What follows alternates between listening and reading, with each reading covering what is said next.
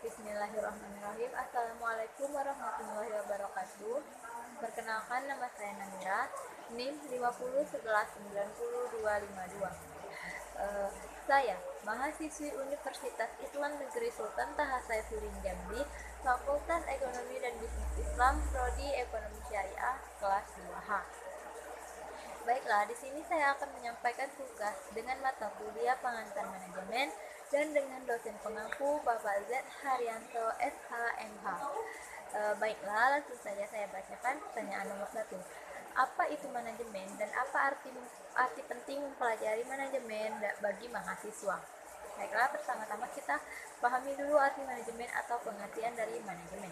Manajemen adalah sebuah proses dalam rangka untuk mencapai suatu tujuan organisasi atau perusahaan dengan cara bekerja bersama-sama dengan orang-orang dan sumber daya yang dimiliki. Sebuah organisasi atau perusahaan akan dapat berjalan dengan baik jika manajemen di dalamnya juga teratur dan kondusif. Melalui manajemen yang baik akan meningkatkan kualitas organisasi dan lingkungan kerja yang positif. Oleh karena itu, manajemen tidak dapat dipisahkan dari berbagai macam bentuk organisasi atau perusahaan. Manajemen juga adalah sebuah proses yang dilakukan untuk mewujudkan tujuan organisasi melalui rangkaian kegiatan, perencanaan, pengorganisasian, dan lain sebagainya. Manajemen tersebut sudah ada sejak manusia ada, karena manajemen tidak hanya mempelajari tentang atau mengatasi tentang organisasi atau perusahaan saja, tetapi manajemen juga mengatur tentang diri kita sendiri, orang lain, dan lain sebagainya. Contoh, manajemen dalam berumah tangga. Dalam rumah tangga, seorang istri dan seorang suami harus bekerja bersama-sama dalam menjalin kekompakan dalam rumah tangga, baik dalam mengatur keuangan, selalu berkomunikasi, dan lain sebagainya agar rumah tangga tetap harmonis. Dan juga seorang istri harus mengatur pemasukan dan pengeluaran keuangan rumah tangga dengan baik. Lalu, apa itu arti penting mempelajari manajemen bagi mahasiswa? Yaitu dalam kehidupan kita sebagai makhluk sosial, ilmu manajemen selalu kita gunakan dalam kehidupan kita sehari-hari tanpa kita sadari. Hal terkecil yang kita lakukan terkadang termasuk dalam kegiatan manajemen. Namun, untuk lebih menata dan mengatur segala sesuatu dengan kehidupan kita untuk mencapai tujuan yang kita harapkan, terencana dengan meminimalisasikan resikonya, khususnya yang berkaitan dengan kita sebagai makhluk yang tidak mungkin hidup sendirian di lingkungan yang tentunya banyak pesaing di era seperti saat ini. Kita butuh untuk berkembang atau setidaknya untuk bertahan.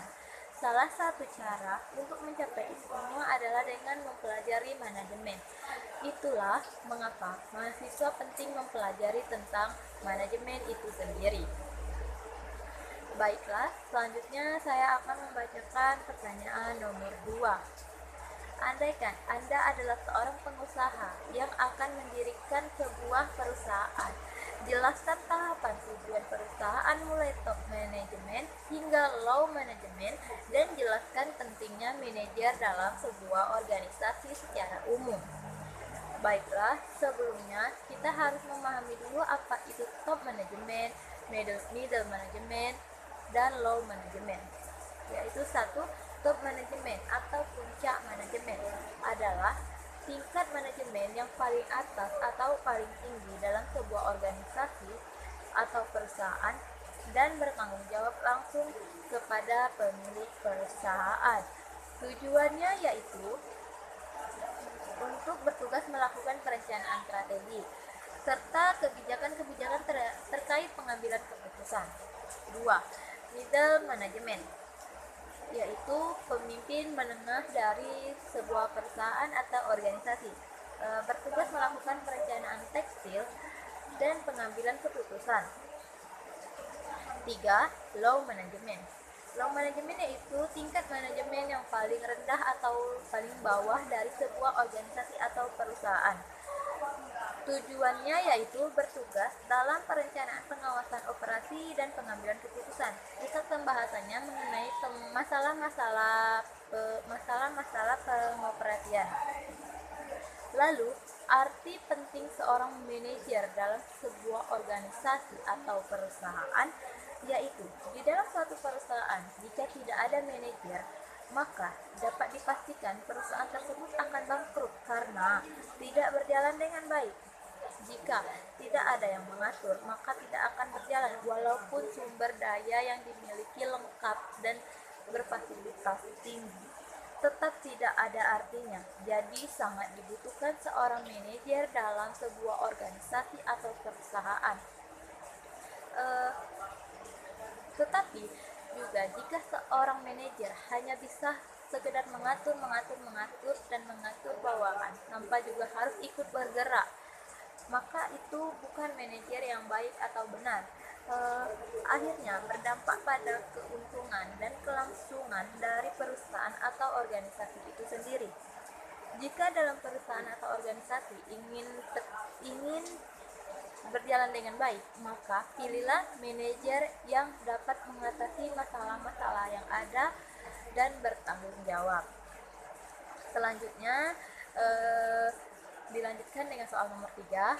Pertanyaannya yaitu langkah dan strategi apa yang manajer perusahaan ambil dalam menjalankan dan mengamankan usaha di masa pandemi COVID-19 saat ini? Jelaskan.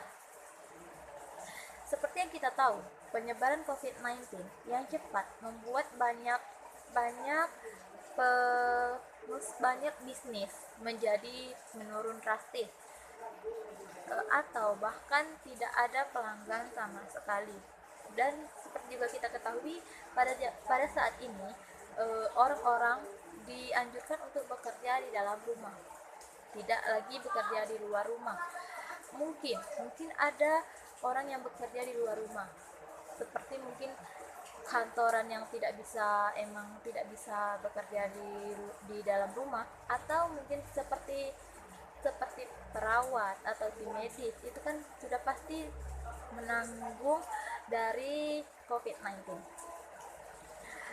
Langkah dan strategi yang diambil dari manajer perusahaan dalam menjalankan sebuah usaha. 1. Memanfaatkan media sosial yang ada.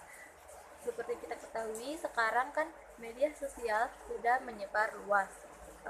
Kita memanfaatkan media sosial sebagai alat bantu untuk pemasaran. Para pelaku usaha dapat memasarkan barang atau produk melalui media sosial yang ada pada saat ini yang sangat-sangat berkembang. 2. Membuat promosi penjualan yang tepat. Promosikan produk yang kita jual sesuai dengan kebutuhan pelanggan. Mungkin saat ini kebutuhan pelanggan seperti masker atau antis. Jika kita dapat mengembangkan promosi penjualan dengan kebutuhan pelanggan di tengah krisis COVID-19, dengan sendirinya pelanggan akan datang dan membeli produk yang dijual tersebut. Itulah langkah dan strategi yang diambil dalam mengamankan usaha di masa pandemi COVID-19. Baiklah, hanya itu yang dapat saya sampaikan. Lebih dan kurang saya mohon maaf. Saya tutup dan saya akhiri. Wabillahi taufik wal hidayah. Wassalamualaikum warahmatullahi wabarakatuh.